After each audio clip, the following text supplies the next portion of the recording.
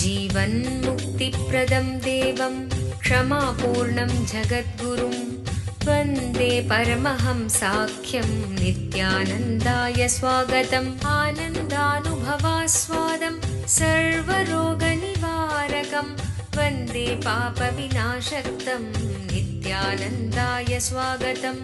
नित्यमुक्तं निर्विकल्पं ध्यानलोकप्रदीपकं वन्दे शान्तमयं बन्धं नित्यानन्दाय स्वागतम्। பரமஹம்ச நித்யானந்தர் ஓர் வாழும் அவதார புருஷர். பிறப்பிலிருந்தே ஞானத்தை, ஞான சக்தியை வெளிப்படுத்திய பிறவி யோகி. 500க்கும் மேற்பட்ட புத்தகங்களை 27 மொழிகளில் அருளிய எழுத்தாளர். 8000 மணி நேரத்திற்கும் மேல் ஞான கருத்துக்களை மொழிந்துள்ள அரிய பேச்சாளர். ஆயிரக்கணக்கானவர்களுக்கு உணவு, மருத்துவம், கல்வி, ஆன்மீகம் போன்ற துறைகளில் ஒப்பற்ற சேவை செய்து வரும் சமூக சேவகர். லட்சக்கணக்கானவர்களுக்கு தலைவலி முதல் கேன்சர் வரை தனது தியான சக்தியால் தீர்த்து வைத்த தியான சிகிச்சையாளர். லட்சக்கணக்கான மக்களுக்கு உடல் நலம், மனவளம் ஆகியவற்றிற்கான கிரியைகளை வகுத்து தரும் கிரியா யோகி.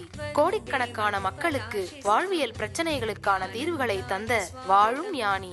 151 நாடுகளில் தியான மையங்களோடும் 40க்கும் மேற்பட்ட நாடுகளில் ஆசிரம கிளைகளோடும் நடந்து வரும் உலகளாவிய நித்யானந்த தியானபீட ஆன்மீக இயக்கத்தின் நிறுவனர். 1 கோடிக்கும் மேற்பட்ட சீடர்களால் ஆத்மார்த்தமாக பின்பற்றப்படும் ஞான குரு. தீட்சையின் மூலம் சக்தி பரிமாற்றத்தை நிகழ்த்தும் அவதார சக்தி. பாரம்பரிய யோகக்கலையை ஆயிரக்கணக்கான யோக மையங்கள் மூலம் உலகமெங்கும் எடுத்துச் சென்ற நவீன கால யோகி. லட்சக்கணக்கான மக்களுக்கு குண்டலினி சக்தியை உயிர்ப்பித்து அஷ்ட சித்திகளை அருளும் அஷ்டமா சித்திதாயகன்.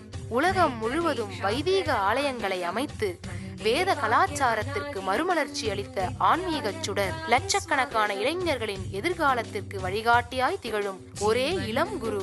உலகிலேயே இணையதளத்தின் மூலம் அதிகமாக பார்க்கப்படும் ஆன்மீக குரு. அரசியல் துறையிலும் ஊடகத்துறையிலும் ஊடுருவி இருக்கும் நாத்திக ரவுடி கும்பல்களால் தொடுக்கப்பட்ட மத தாக்குதலையும் தாண்டி ஒப்பற்று ஒளிரும் ஆன்மீக ஒளி. அசைக்க இயலாத, என்றென்றும் நிலைத்திருக்கும் ஞான கல்ப விருட்சம். आनन्दानुभवास्वादं सर्वरोगनिवारकं वन्दे पापविनाशक्तं नित्यानन्दाय स्वागतम्। नित्यमुक्तं निर्विकल्पं ध्यानलोकप्रदीपकं वन्दे शान्तमयं बन्धं नित्यानन्दाय स्वागतम्। आनन्दगन्धसञ्चारं सर्वोपाधिविनिर्मुक्तं वन्दे ज्ञानालयं नाथं नित्यानन्दाय स्वागतम्।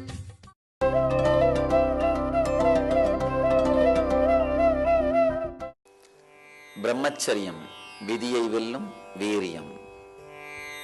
பிரம்மச்சரியம் அருமையான வார்த்தை. பிரம்ம அப்படின்னா பிரபஞ்சத்தை போன்று, இறைவனை போன்று, பிரபஞ்ச இருப்பை போன்று. சரியம் அப்படின்னா வாழுதல், பிரபஞ்சத்தின் இருப்பை போன்றே இயங்குதல் அப்படின்னு அர்த்தம் இந்த வார்த்தைக்கு.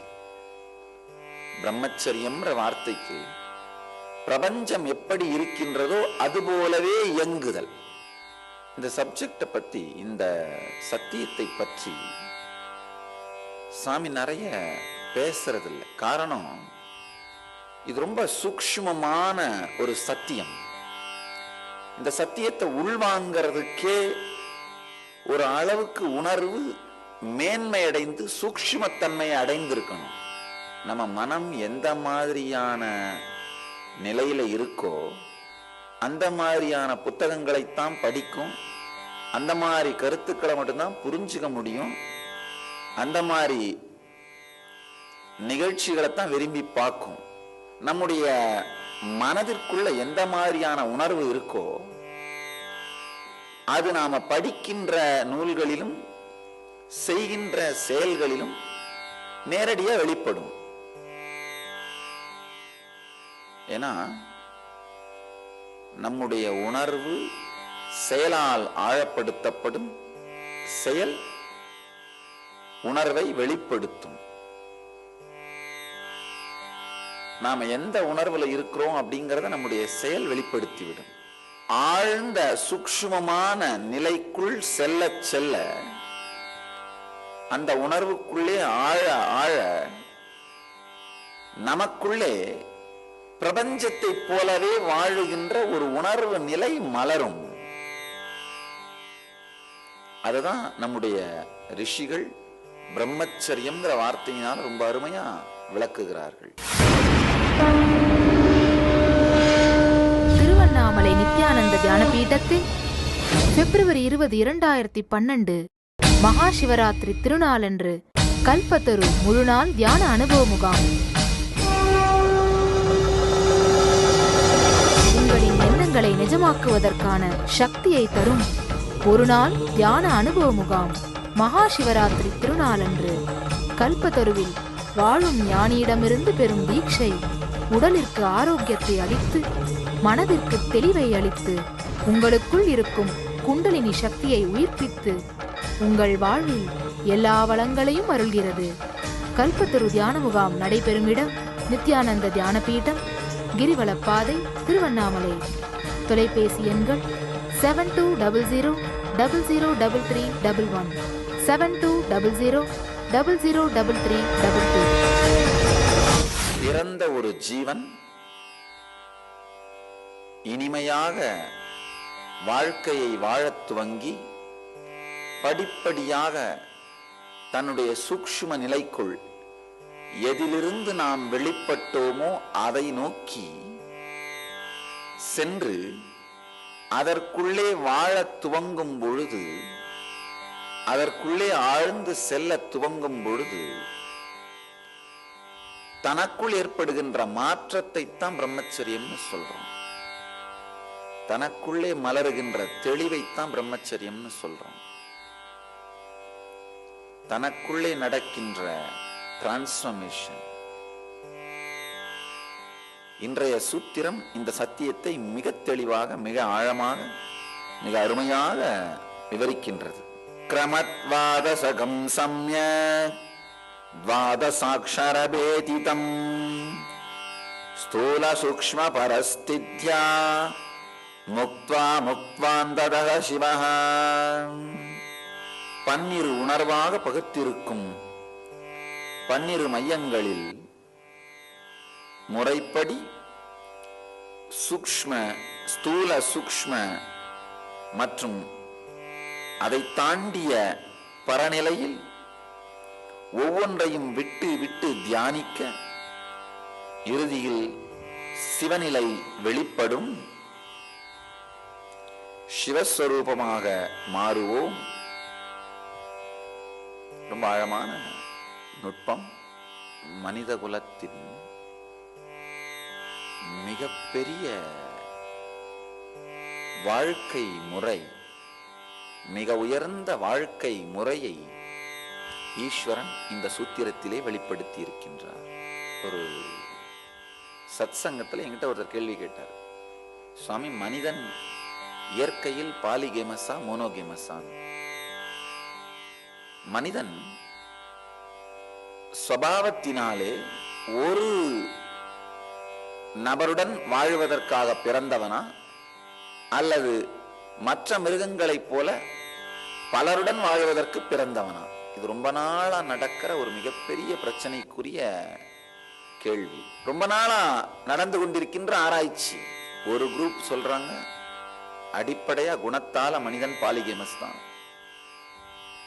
இன்னொரு குரூப் சொல்றாங்க இல்ல, அடிப்படையா மனிதன் குணத்தால மோனோகேமஸ் தான். அதாவது ஒரு கணவன் அல்லது மனைவியோடு ஒரு நபருடன் வாழ பிறந்தவன். இன்னொரு குரூப் சொல்றாங்க இல்ல, மனிதன் மிருகங்களைப் போல பல நபரோடு வாழ பிறந்தவன் தான். சமூகம்தான் அவனை கட்டுப்பாட்டிற்குள் கொண்டு வந்து ஒரு நபரோடு வாழ வைக்கிறது. இது ஒரு பெரிய பிரச்சனை. இந்த கேள்விக்கு பதில் சொல்றத வச்சு அந்த மனிதனுடைய வாழ்க்கை முறையை நாம கணிச்சிடலாம். யார் மனிதன் ஒரு நபருடன் வாழ பிறந்தவர்கள் இயற்கையிலே அப்படின்னு சொல்றாங்களோ அவங்களுடைய மன அமைப்பும் வாழ்க்கை முறையும் ஒரு மாதிரி இருக்கும். யார் பல பேருடன் வாழ பிறந்தவன் சொல்றாங்களோ அவங்களுடைய மன அமைப்பும் வாழ்க்கை முறையும் ஒரு மாதிரி இருக்கும். இது ரொம்ப ஆழமான ஒரு கேள்வி. மேம்போக்கா இதுக்கு யார் வேணா என்ன வேணா பதில் சொல்லிடலாம். இது ஒரு ஆழமான ஒரு கேள்வி, ஆழமான ஒரு சத்தியம். சாமி சொல்ற ஒரு தெளிந்த உண்மை என்னன்னா, மனிதன்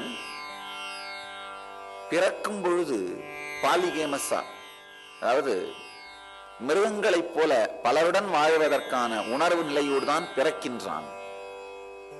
ஆனால் இறப்பதற்குள் அவன் மோனோகேமஸா, ஒரு நபருடன் வாழுகின்ற நிலைக்கு உயர்ந்தாக வேண்டும். அதுதான் சத்தியம். பாலிகேமஸா பிறக்கிறது தப்பு இல்ல, பாலிகேமஸாவை இறக்கிறது தப்பு. பலருடன் வாழுகின்ற மன உணர்வு உடையவனாக பிறப்பதில் தவறில்லை, ஆனா அதே நிலையில் இறப்பது தவறு. அதுதான் ரொம்ப முக்கியமான விஷயம். வளர வளர நாள்பட நாள்பட அவன் சூக்ஷ்மத்தினால் சூக்ஷ்ம உணர்விற்குள்ளே நுழைந்து பக்குவப்பட்டாக வேண்டும். பக்குவப்பட தவறுவதுதான் மிகப்பெரிய நரகம். பக்குவப்பட தவறுவதுதான் மிகப்பெரிய துக்கம். சூக்ஷ்ம நிலைக்குள்ள கரையிறது, சூக்ஷ்ம நிலைக்குள்ள உரையிறது, சூக்ஷ்ம நிலைக்குள்ள மறையிறது. நம்முடைய ரிஷிகள் இந்த சூத்திரத்தை வாழ்க்கை முறையாக மாற்றி வைத்தார்கள். இந்த சூத்திரத்தை வாழ்க்கை முறையாகவே மலர வைத்தார்கள். இந்த சூத்திரத்தை அடிப்படையாக வைத்துதான் நம்முடைய வேதகால பாரம்பரிய வாழ்க்கை முறை வடிவமைக்கப்பட்டிருக்கின்றது. முதல் 25 வருடங்கள் ஒவ்வொரு மனிதனும் வாழ்க்கையை பற்றி ஆழ்ந்து தெரிந்து கொள்ள வேண்டும். வாழ்க்கைன்னா என்ன, பிரம்மச்சரியம்னா என்ன, அதாவது வெளி உலகத்திலே நம்மை விட முந்தி பிறந்தவர்கள் வாழ்க்கையை பற்றி என்னவெல்லாம் ஆராய்ச்சி செய்து அதை வாழும் முறையை வகுத்து மேம்படுத்தி இருக்கிறார்களோ அவங்க செஞ்ச ரிசர்ச் அண்ட் டெவலப்மெண்ட். நீங்க ரோட்ல போறீங்க, கார்ல டிரைவ் பண்ணிட்டு போறீங்கன்னா அதுக்கு காரணம் என்னன்னா, உங்களுக்கு முன்னாடி இருந்த முன்னோர்கள் சாலை அமைப்பதை பற்றி ரிசர்ச் அண்ட் டெவலப்மெண்ட் பண்ணி அதை அமைச்சிருக்கிறாங்க. காரை எப்படி ஓட்டுறது, எப்படி உருவாக்குறதுன்னு அதை உருவாக்கி வச்சிருக்காங்க. அவங்க செஞ்ச ரிசர்ச் அண்ட் டெவலப்மெண்ட் தான் நீங்க வாழ்ந்துட்டு இருக்கீங்க. அந்த மாதிரி வாழ்க்கையை பற்றி அவர்கள் சில விஷயங்களை ரிசர்ச் பண்ணி டெவலப் பண்ணியிருக்காங்க. அந்த சத்தியத்தை உள்வாங்கிக் கொள்வதற்கு, புரிந்து கொள்வதற்கு முதல் 25 வருடம், முதல் பாகம் அதற்கு. அந்த காலத்துல மனிதனுடைய ஆவரேஜான வயசு 100ங்கிறதுனால 25 நாளா பிரித்தார்கள். இப்ப நம்முடைய ஆவரேஜான வயசு ஒரு 70 to 75. அதனால அதற்கேற்றார் போல் நாம் பிரித்துக் கொள்ள வேண்டும். 4ஆக பிரித்துக் கொள்ள வேண்டும். முதல் பாகம் வாழ்க்கையை பற்றி நமது முன்னோர்கள் செய்த ரிசர்ச் அண்ட் டெவலப்மெண்ட், அதை முழுசா புரிஞ்சுக்கிறது, அதை முழுசா உள்வாங்கிக்கிறது. Internalising the life system, rules and regulations with which our predecessors are living, the research and development done by our predecessors. அதுக்கு தான் முதல் பாகம். இரண்டாவது பாகம் திருமணம் செய்து கொண்டு வாழ்வது. இந்த முதல் பாகம் ட்ரைனிங்லயே முடிவு பண்ணிடுவாங்க யாரெல்லாம் திருமணம் செய்து கொள்ளலாம், யாரெல்லாம் தங்கள் வாழ்க்கையை இல்லறத்தில் நுழைக்கலாம்னு முதல் பாகத்திலே முடிவு பண்ணிடுவாங்க. அதாவது ஒரு குழந்தை பிறந்த உடனே அந்த குழந்தை குருகுலத்திலே ஒப்படைக்கப்படும். முதல் 7 ஆண்டு வரை அந்த குழந்தை விளையாடி செயல்முறையின் மூலமாக கற்றுக்கொள்ளும். 7 ஆண்டு வரை அக்ஷரம் அளிக்கப்படுவதில்லை. அக்ஷரம்னா அந்த எழுத்தும் வார்த்தைகளும் அளிக்கப்படுவதில்லை. ஏன்னா அந்த எழுத்தை அளித்தோம்னா அவங்களுடைய விஷுவலைசேஷனை அழிச்சிருவோம். 7 வயசுக்குள்ள வெர்பலைசேஷன் குழந்தைகளுக்கு கொடுக்கப்பட்ட விஷுவலைசேஷன் அழிய ஆரம்பிச்சிடும். அது கண்ணை விற்று ஓவியம் வாங்குவது போல, கால்களை விற்று நடனமாடுவதை கற்றுக்கொள்வதை போல, கைகளை விற்று ஓவியம் வரைய கற்றுக்கொள்வதை போல கொடுமையான விஷயம். 7 ஆண்டுகள் வரை நமது குருகுலத்தின் குருகுல பாரம்பரியத்திலே அக்ஷரம் அளிக்கப்படுவதில்லை. 7 வயசுல காயத்ரி தீட்சை. காயத்ரி தீட்சை எந்த தெய்வத்தையும் வழிபடுவதற்கான முறையில நம்முடைய உணர்வை விழிப்பாக்குவதற்காக, நம்முடைய உணர்வை மலரச் செய்வதற்கான தியான முறை காயத்ரி தீட்சை. நம்முடைய உணர்வை சூக்ஷ்ம நிலைக்கு கொண்டு செல்வதற்கான தியான முறை காயத்ரி தீட்சை. காயத்ரி மந்திரத்தினுடைய பொருளே அதுதான். ஓம் பூர்புவஸ்வஹ தத்சவிதுர்வரேண்யம் பர்கோ தேவஸ்ய தீமஹி தியோ யோ ந பிரச்சோதயாத். எந்த சக்தி நுண்ணறிவை எனக்குள் மலரச் செய்யுமோ அந்த சக்தியை தியானிக்கின்றேன். அந்த சக்தியை நான் தியானிப்பதற்கு அந்த சக்தியே எனக்கு உதவட்டும். அந்த சக்தியின் அருளால் நான் அந்த சக்தியை அடைவேனாக, அனுபவிப்பேனாக. எந்த ஒரு தனி தேவதையையும் நீங்கள் வழிபடல. உங்களுடைய உணர்வை மேம்படுத்திக் கொள்ளுகின்ற அருமையான தியான நுட்பம்.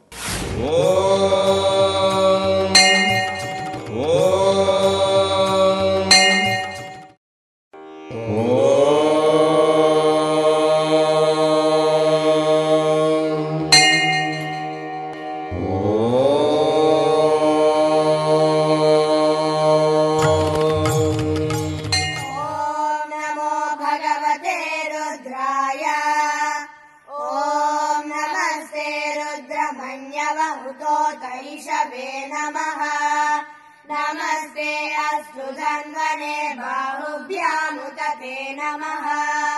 या तैष शिवतमा शिवं बभूव ते धनुः। शिवा शरव्याया तव तया नो रुद्रमृडया। या ते रुद्र शिवा तनूरघोरा पापकाशिनी तया नस्तनुभाषन्त। 7 வயசுல உங்கள் உணர்வை சூக்ஷ்மமாக்கிக் கொள்ளுகின்ற தியான நுட்பம் வழங்கப்படும். 7லிருந்து 14 வரை இந்த குழந்தை ஆழ்ந்து இந்த தியானங்களுக்குள்ள முழுகணும். முதல் பாடமே தன்னுடைய உணர்வை உயர்த்துவதுதானே தவிர வார்த்தைகளை கற்றுக்கொள்வதல்ல. நம்முடைய பாரம்பரியத்திலே முதல் பாடம் இன்டலெக்சுவல் லெசன்ஸ் இல்ல, வார்த்தைகளையும் கருத்துக்களையும் திணிக்கின்ற பாடம் கிடையாது. அனுபவத்தை மலரச் செய்கின்ற பாடம். அந்த வயசுல அனுபவம் மலருவது ரொம்ப எளிது. அனுபவத்தை மலரச் செய்கின்ற பாடம். 7லிருந்து 16 வரைக்கும் அந்த குழந்தை ஆழ்ந்து சூக்ஷ்மமான நிலைக்கு தன்னுடைய உணர்வை கொண்டு செல்லுகின்ற தியானங்களிலே ஈடுபடும்.